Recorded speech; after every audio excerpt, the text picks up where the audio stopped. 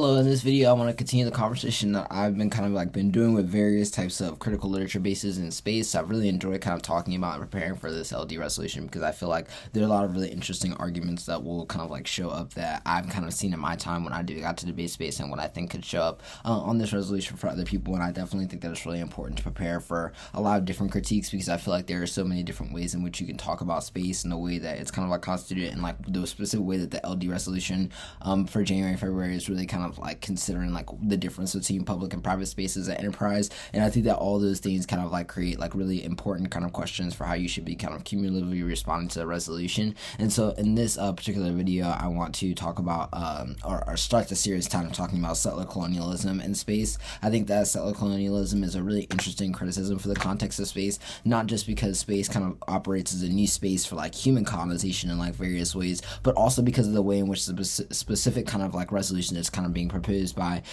the LD side of things is based in this divide between the public and the private form of space enterprise, and the way in which that changes the terms and conditions for what going into space really looks like. And I think that being able to answer those questions and have a strong specific critical debate about them is really important to understanding what types of arguments can be read and how people can start critiquing a lot more of this public-private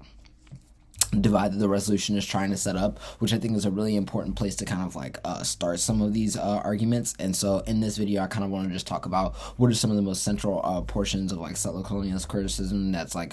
really important for the resolution, and what are the main ways that settler colonialism can be used on the affirmative and negative in this context, just to set the frame for some of the future videos I'll be doing for this series, and just to kick it off in order to give you a good framework to work off for the rest of the conversations that we'll end up having. I think that when I'm just trying to consider what some of the most central arguments are in terms of what settler colonialism does for the space resolution, is the first thing is that we can start with just the idea of space broadly. I think that the idea of space for in a lot of settler colonialist literature is the idea of the ability for settler imaginary to act as a wolf for power over the ability to create new land that needs to be settled. It's a really good way of thinking about how settlement requires continual expansion, so much so that there's this necessity to even sacrifice the earth if it means that we can find life in other places or other ways to live life in space and things like that. And I feel like there are so many arguments to make about why that idea for settlement or the imagery of space is something that can resolve all of the woes that have happened from the ways that we've created colonial apparatuses on Earth, is a really important and interesting way for you to think about where a lot of the central criticisms of why these criticisms can really reject the idea of going to space off rip, which makes it, I think, already really central to just negative debating as a whole, because it can really impact turn the resolution from that lane. But even then, if we switch and start thinking about what this means in the next context of the resolution, which is the public-private dichotomy, is that it really does a good justice of dissuading people from believing that there is this moral high ground, or a high ground for the idea of human evolution in the context of why you should privilege a public enterprise for space over a privatized one. It makes a lot of arguments, I think, about why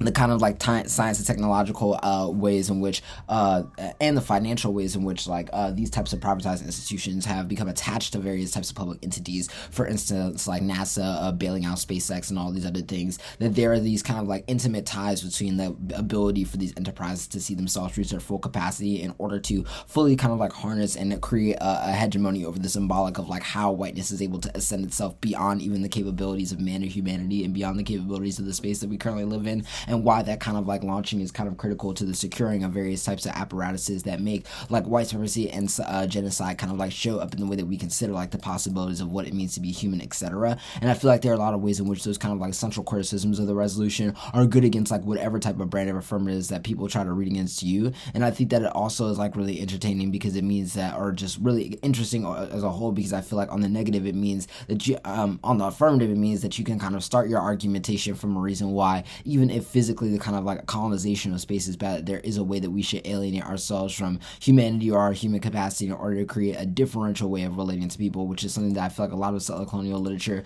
does really good on, in terms of expanding and thinking about the ideas of alienation, alienating aliens, and how that changes what we're able to think about in the terms of the concept of what we really find when we go out to space. And I think that it's really interesting because that allows you to have a really strong set of negative arguments that reject the foundation of the resolution, but also still have some space on affirmative on the affirmative ground to really make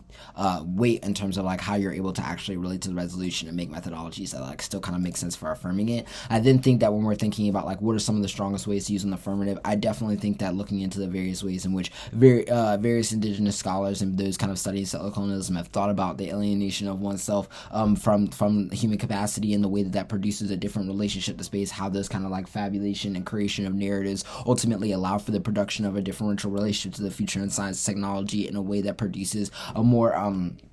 equitable or resistance-based framework for how you should kind of like create relationships to space. I also think that on the affirmative, there's a lot of places to make about like why indigeneity and settler colonialism haunt this resolution, and a lot of hauntology arguments to make. While on the negative, I feel like all of these kind of like options are available plus more, because there's so many like ways in which you can produce a kind of like justification for why you want to refuse the terms of like the resolution is made on. And I definitely feel like, kind of like I said with the last resolution with the worker strike and stuff like that, things like incommensurability on resolutions where you kind of like have that foundational kind of indite are really helpful in being able to make arguments about like why the way in which the resolution kind of like posits like how we should respond to the inevitability of space is exactly why incommensurability is necessary, because it indicts that idea that humanity has to be able to have that vitality and expansion into like another realm in order to continue to be able to like thrive. And if that should be something that should even be part of like the telos for how we're able to think politically and culturally anyways. And I think that kind of having these criticisms that are really able to bring to bear all of the types of histories